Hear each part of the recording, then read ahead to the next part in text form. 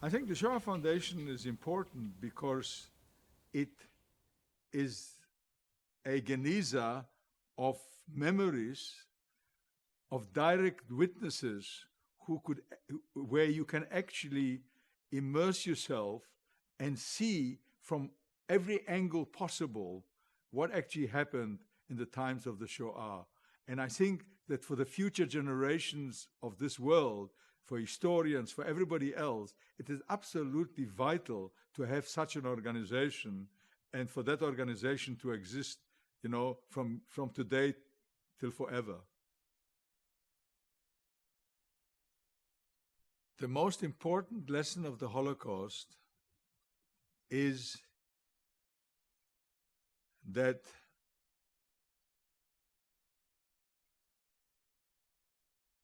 the world is a very dangerous place, and we have to be on guard continuously against iniquity because it is part of our being.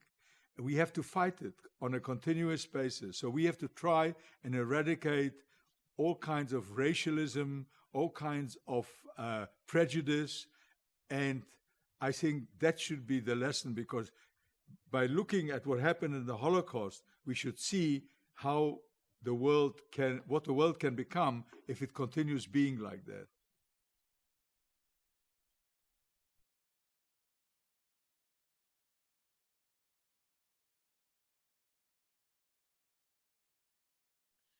Shoah means Holocaust.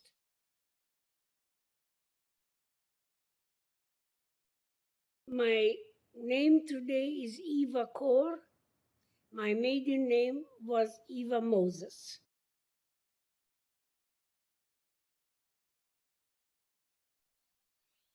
The organization Candles was, I incorporated it in the state of Indiana in March of 1984.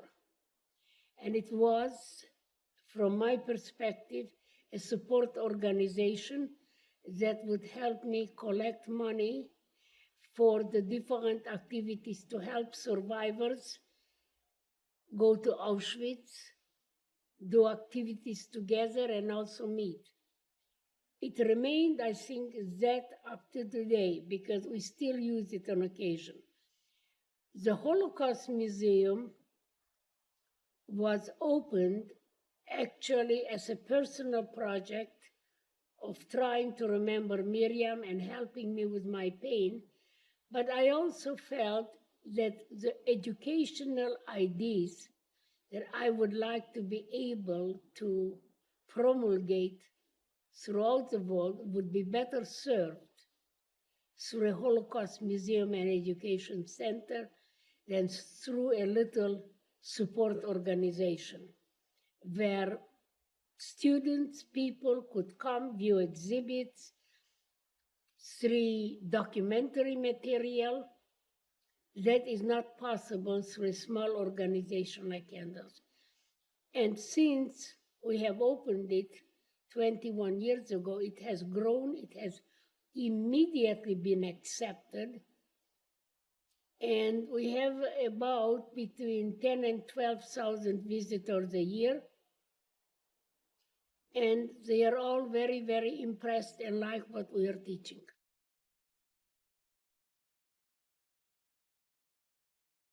And my name is Pinchas Guter, and I've come here to listen to some of your questions. I believe you have some questions for me. Shoah means total destruction. I don't forgive. I don't forgive. I don't believe it's possible something like the Holocaust or any of the perpetrators of the Holocaust to be forgiven. I believe they should be judged. If found guilty, they should be incarcerated. I don't believe there should be a death penalty. I think it's judicial murder. I personally don't believe in it, but I would never ever be prepared to a perpetrator or any Nazi ideologue who created this murderous Shoah the Holocaust, to forgive them. There is no way you can forgive. They should burn in hell forever.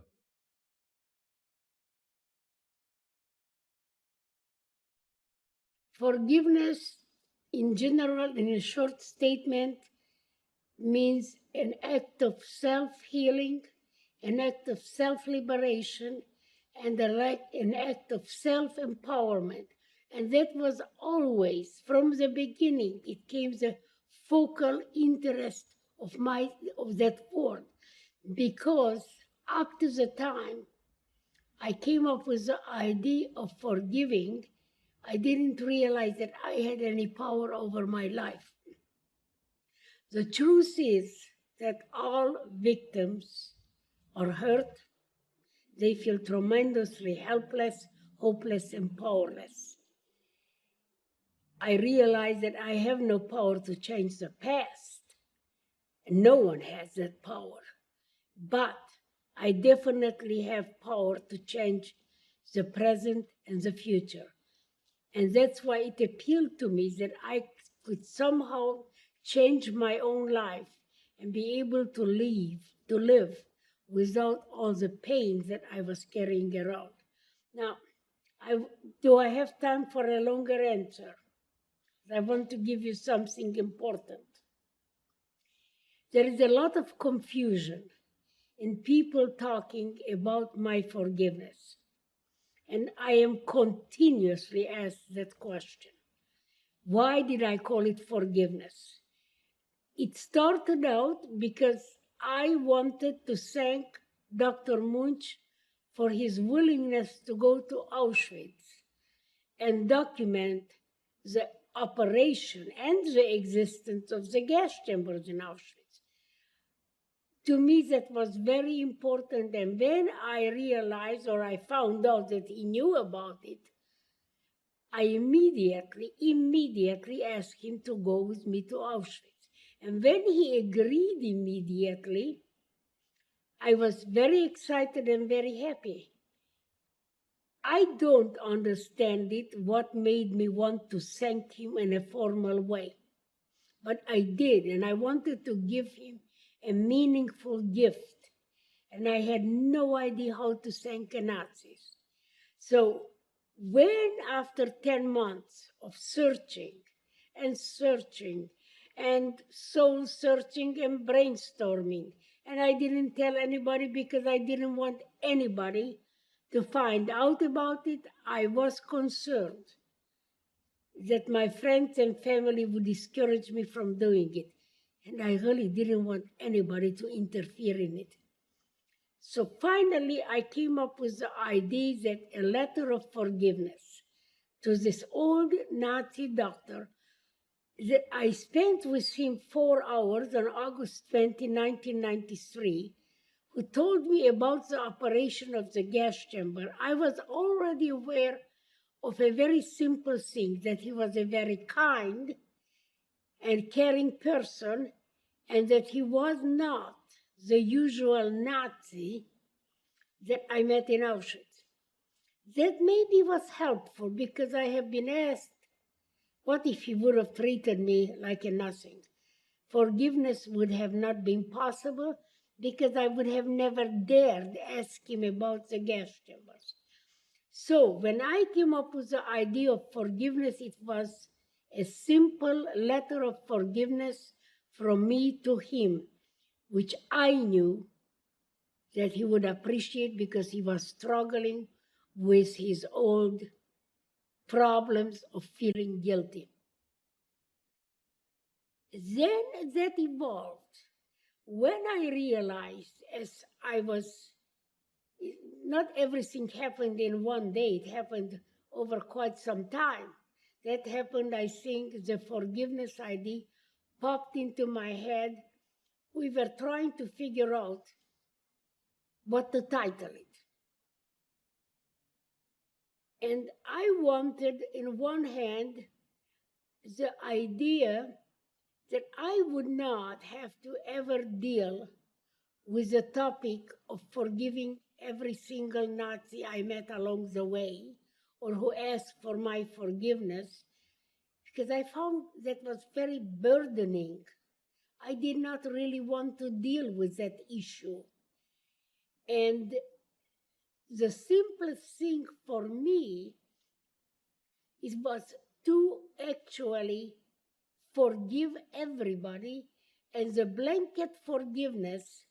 And I was looking also for an important word in the English dictionary because I wanted that forgiveness letter to be important.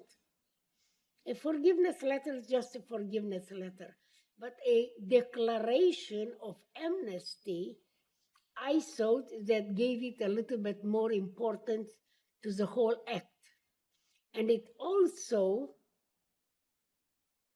I did not want Dr. Munch to be put on trial, nor did I feel that I wanted to be involved in any trial where Nazis would be put on trial and I would be in some way involved.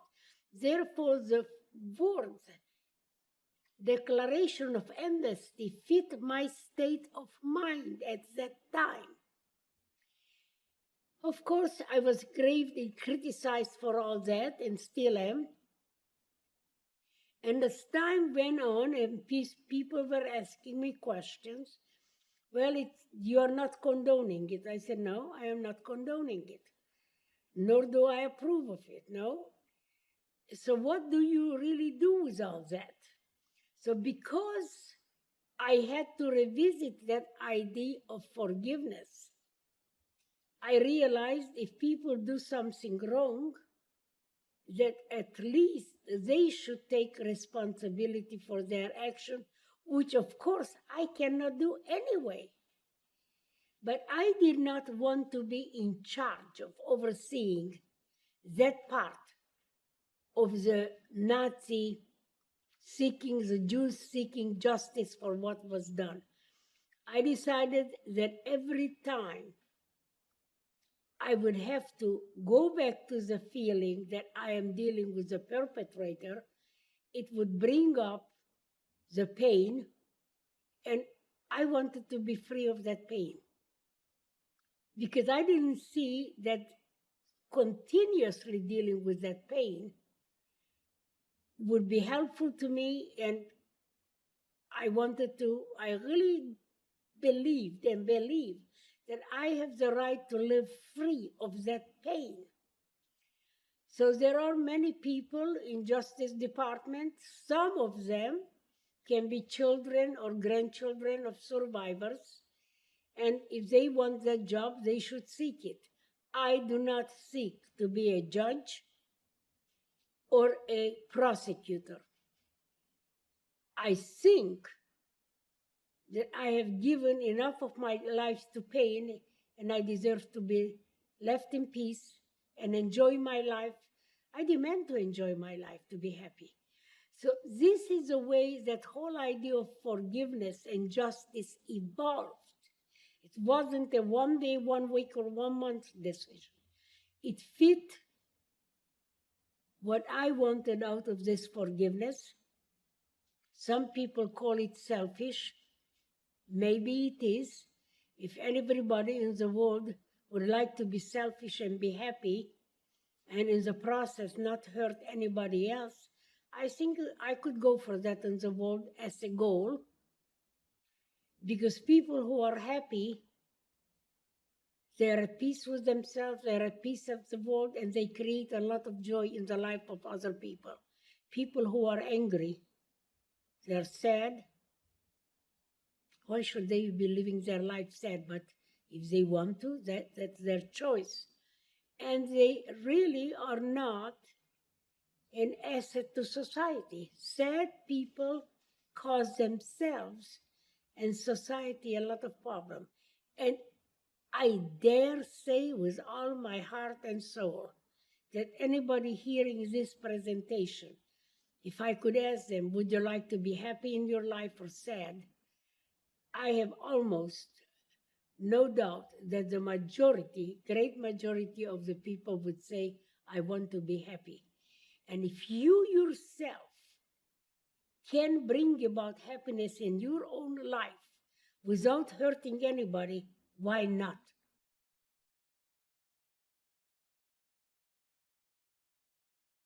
something very simple, and that is to tolerate each other and to accept different cultures and different religions and different ways of life as if they are different but acceptable. And that's not a reason for either hate or for to racially abuse or to try and change, but just live together. Accept my culture is this, your culture is that. You pray your prayers to God. You do it this way. I do it my way. I say Psalms. You read the Quran. Why can't we live together? And in some places, people do live together quite reasonably and tolerate each other. And why can't the whole world do that?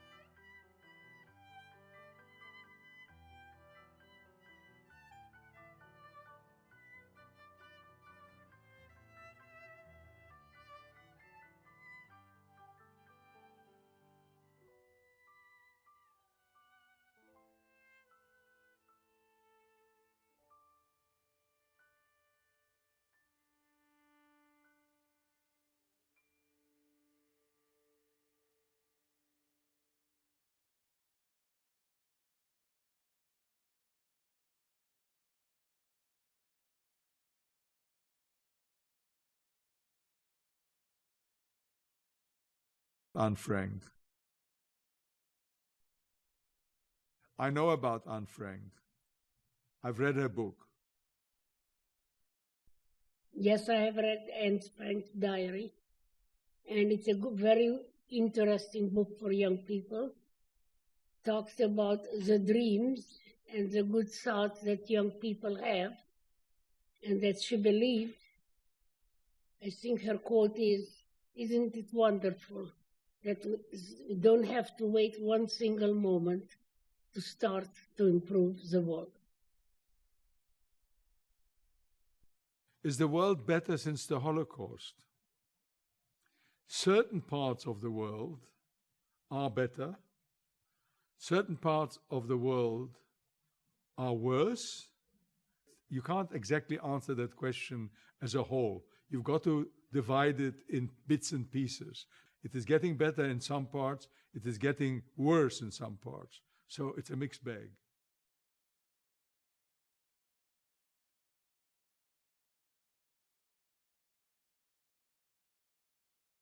I would like to share with you some memories and songs that are extremely meaningful to me. They're not actually songs, they are sung, but they are prayers. And the story is, when we were in the ghetto in Warsaw, and Yom Kippur fell in 1942 during the deportation, we were hidden in an attic. And when we were praying in that attic, those prayers stayed in my mind because my father, he held me and he put a prayer shawl around me, and it was a remembrance that is so dear and precious to me that today, when I am a cantor in the Kiev Shul, honorary cantor in the Kiev Shul, whenever I get up to say those prayers, I am transported to the attic of the Warsaw Ghetto, Yom Kippur of 1942. And now I would like to share with you some of those prayers. But I have to put on my yarmulke first.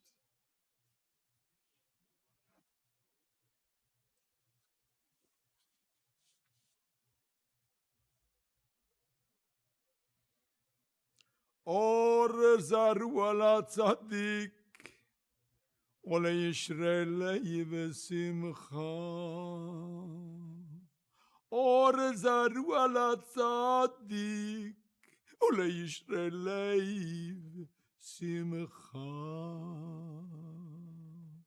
Or zaru ala tzadik, ולישרי ושמחה.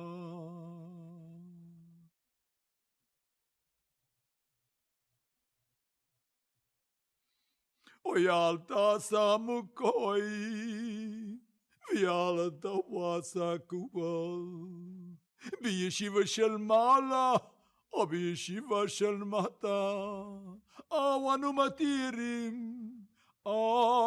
מתירים להתפלל עם עבר יוונים. אל תשמו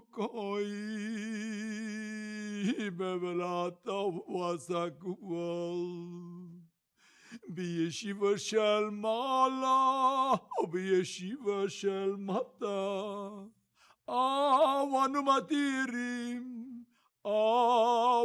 מתירים להתפלל עם עבר יווני.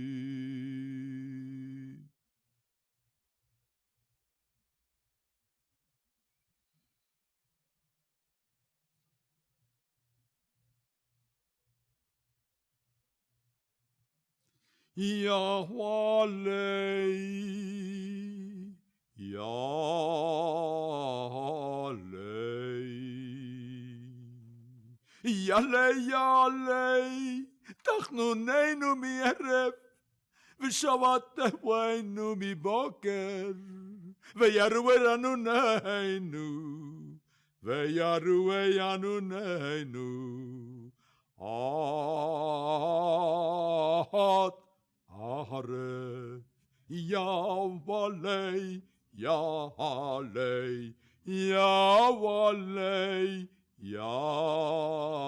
ערב. יעלה רנוננו מערב ויעבור שבתנו מבוקר וירווה שבתנו עד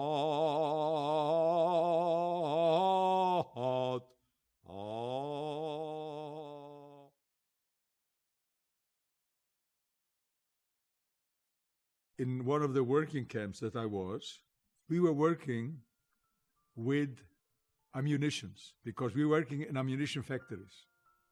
And we were surrounded, these factories were situated in forests. They were built by the Polish government before the war, taken over by the Nazis, and then sold to Hassak, Hugo Schneider Aktiengesellschaft, a company which was owned by the German banks, which are still existing today. And they were making ammunition for the German army. There were a lot of partisans in those forests. And because we worked in factories, Polish workers would come daily to work in the factories. Amongst them, there were a lot of underground resistors. The Jewish workers risked their lives and supplied them with ammunition which they would steal from the factories so that they can go to the partisans. And actually, in Skaržisko, there were more than one time where people were caught and they were executed for it. and this was the resistance that I actually saw with my own eyes.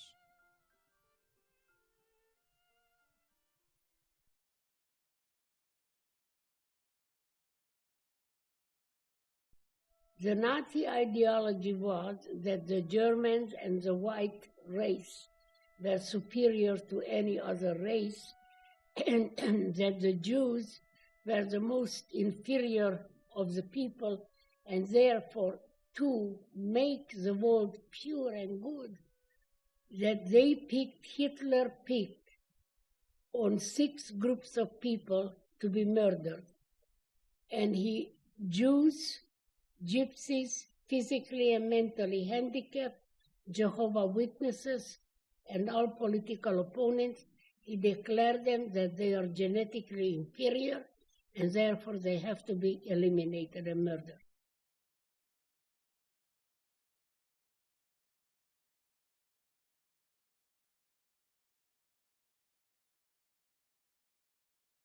I feel about Germans today that despite what happened by their forefathers or their grandparents or sometimes even their parents, that today's Germans, number one, they're not the same. Germany is not the same. And to be quite honest, I feel quite comfortable going to Germany, and I don't feel any animosity towards it. Today's Germans should not feel guilty about anything. They have not done anything wrong, and they should not carry the responsibility or the burden for their parents or grandparents or great-grandparents. What a waste of time. If you want to do something good for somebody, at least it will benefit a person today. I find that the education in Germany about the Holocaust is advanced and demanding, and also burdening the young people. While I want Germany to continue educating young people about the Holocaust, I think that just remembering is number one, not enough, and number two, guilt is a very negative emotion, does not accomplish anything. So instead of feeling guilty, help somebody. If you want to do it in the memory of the victims of the Holocaust, do that. Go to a nursing home, visit it once a week when somebody doesn't have a visitor, and so you do it in the memory of those who died in the Holocaust. Beautiful idea. But I don't think that they should feel guilty, because guilty is a wasted energy, does not help anybody.